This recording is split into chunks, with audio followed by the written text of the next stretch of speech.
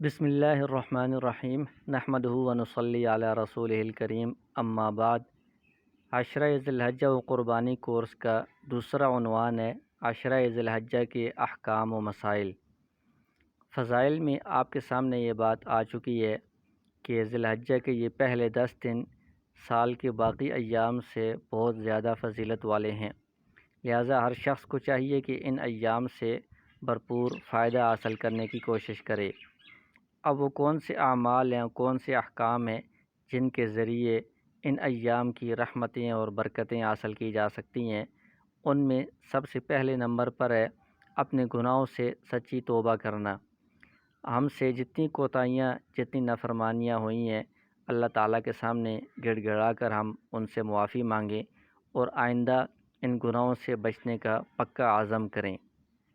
Number 2، فرائض کا اہتمام کرنے کی کوشش کریں۔ حقوق العباد کا خاص طور پر خیال رکھیں، کیونکہ آگے جو نفلی کام ہم کرنے جا رہے ہیں ان سے زیادہ ضروری یہ ہے کہ فرائض ہمارے پورے ہوں اور حقوق العباد کا ہم خیال رکھیں۔ اگر نفلی کاموں میں لگ کر حقوق العباد کو ہم پامال کریں گے تو یہ اجر و ثواب کے بجائے الٹا وبال کا باعث بنے گا۔ اسی طرح نافرمانیوں سے، گناہوں سے خاص طور پر ان دنوں میں بچنے کی پوری کوشش کرنی چاہیے، کیونکہ جو فضیلت والے دن ہوتے ہیں ان میں جیسا کہ نیکی کا اجر و ثواب زیادہ ہوتا ہے، اسی طرح گناہوں کا وبال بھی زیادہ ہوتا ہے، تو اس لیے ان دنوں میں خاص طور پر گناہوں سے بچنے کا پورا اہتمام کریں۔ نمبر 3، اس عشرہ میں اللہ تعالیٰ کا ذکر کثرت سے کریں، جیسا کہ حدیث میں آپ کے سامنے آیا ہے کہ ان دنوں میں تسبیح، تحمید، تحلیل کیا کرو۔ تسبیح کا مطلب ہے سبحان اللہ کہنا، تحمید کا مطلب ہے الحمدللہ کہنا، تحلیل کا مطلب ہے لا الہ الا اللہ کہنا، تکبیر کا مطلب ہے اللہ اکبر کہنا۔ تو یہ اذکار اور ان کے علاوہ استغفار، درود شریف اور دیگر اذکار کثرت کے ساتھ کرنے چاہیے۔ نمبر 4، ذی الحجہ کے جو پہلے 9 دن ہیں ان میں روزہ رکھنے کا اہتمام کرنا چاہیے۔ جتنے دن بھی ہو سکیں روزہ رکھیں۔ ایک دن کا روزہ 1 سال کے روزوں کے برابر ہے۔ خاص طور پر جو 9 ذی الحجہ کا دن ہے، عرفہ کا دن، اس روزے کا زیادہ اہتمام کرنا چاہیے، کیونکہ اس کی الگ سے خاص فضیلت بھی آئی ہے کہ اس کی برکت سے اللہ تعالیٰ 1 سال گزشتہ کے اور 1 سال آئندہ کے گناہ معاف فرمائیں گے۔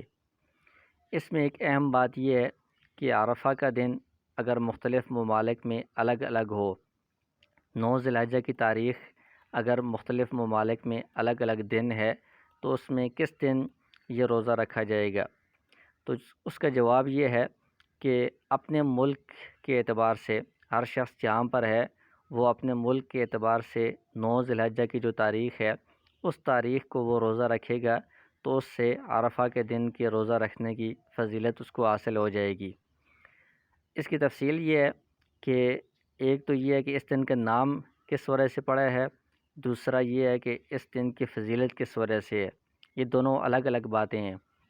تو اس دن کا جو نام ہے یوم عرفہ، وہ نام تو اس لیے اس کا یوم عرفہ رکھا گیا ہے کہ 9 ذی الحجہ کے دن جو حجاج کرام ہیں وہ عرفات کے اندر وقوف کرتے ہیں، تو اس لیے اس کا نام یوم عرفہ رکھا گیا ہے۔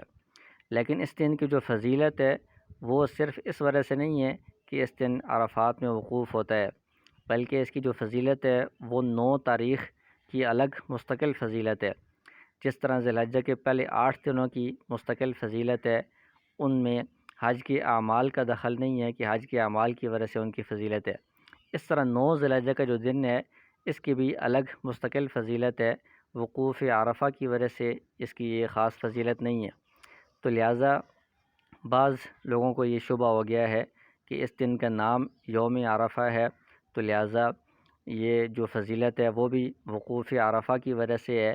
تو جس دن سعودیہ میں 9 ذی الحجہ کی تاریخ ہوگی اور جو حجاج کرام ہیں وہ عرفات میں جمع ہوں گے، اس دن یہ روزہ رکھنے سے فضیلت حاصل ہوگی، تو ایسی بات نہیں ہے۔